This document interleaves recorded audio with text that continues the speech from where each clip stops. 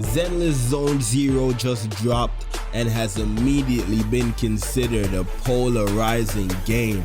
Some people like it, some people hate it, but I think the overall consensus so far is it's mid. So today, I'm gonna show my review after playing for over 15 hours and reaching level 28, so I can give a proper rating by my standards. Yo, what's good everybody? Welcome to another video.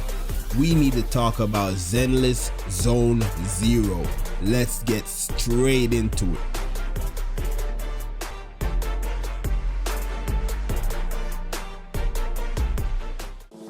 With the recent release of Wuthering Waves and its amazing combat experience, Zenless Zone Zero had a lot of comparisons thrown at its overall combat feel and enjoyment.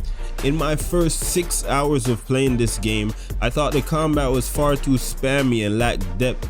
I thought that the bosses and monsters were all punching bags for me to spam my abilities, and it felt like the game was holding my hand a little bit too much, and that spamming my normal attacks was all it took to beat the enemies in the world.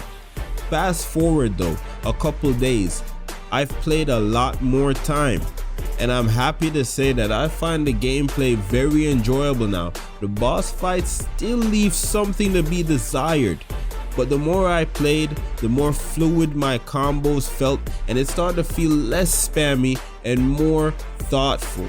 I started to learn more optimal ways to play my characters and started utilizing the similar Wuthering Waves mechanics like switch cancelling, and it made the gameplay feel a lot more satisfying, along with amazing sound design from the parries.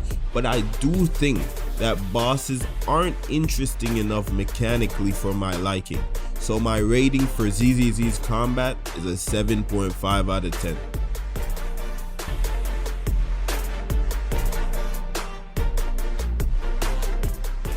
Alright, I'm gonna keep this one short. I played through chapter 1 and my god, the TVs destroyed my interest in the story every time they were brought up. I also thought the story was just not very engaging. It was, to be blunt, boring. I ended up skipping through all of chapter 2 right after because I just wasn't interested. But in my opinion, the first chapter was a cool 3 out of 10.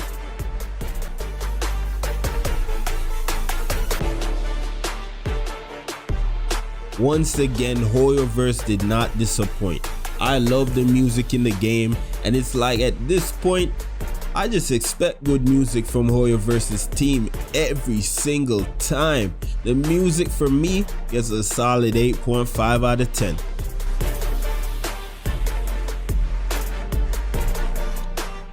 Now the animation is just incredible. The characters have so much life, though I believe it's a little bit too exaggerated at times for my liking. I can see that the animation is absolutely amazing, and when I talk about animations, that includes the characters' combat animations as well. I love the ultimate animation so much, and they added a lot to the gameplay, and the story scenes were just fantastic. And you can see that this was produced by a billion-dollar company. Good job, Hoyoverse. That's a 9.5 out of 10.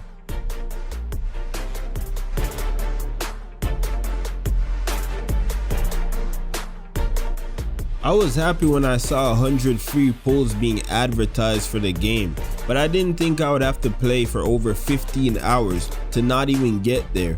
The pull scarcity is quite evident, and there's no guarantee that you'll get the S rank character you like after completing all the content. Thankfully, I got Grace as my first 5-star, and I'm sure you know why I'd be happy about that.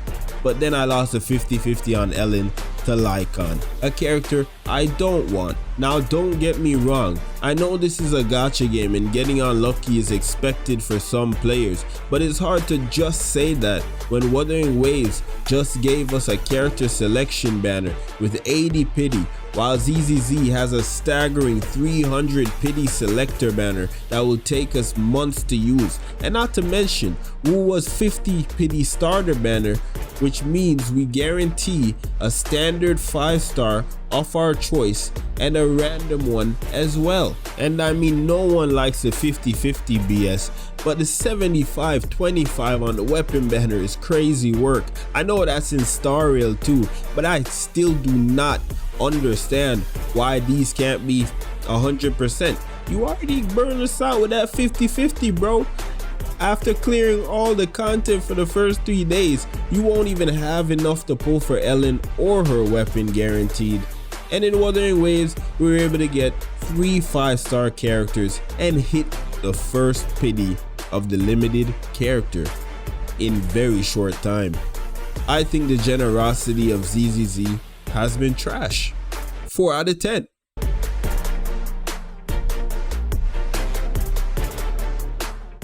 Now, I've had good things to say and I've had bad things to say about Zenless Zone Zero, but my thoughts on the game is that ZZZ is a solid game. In the first 8 hours of gameplay, I'm not gonna lie, it felt like a solid 4 out of 10 overall. But my average rating altogether with my newfound gameplay, the more time I put in the game, I bumped it up to a 6.5 out of 10. Now you might think that's a bad rating.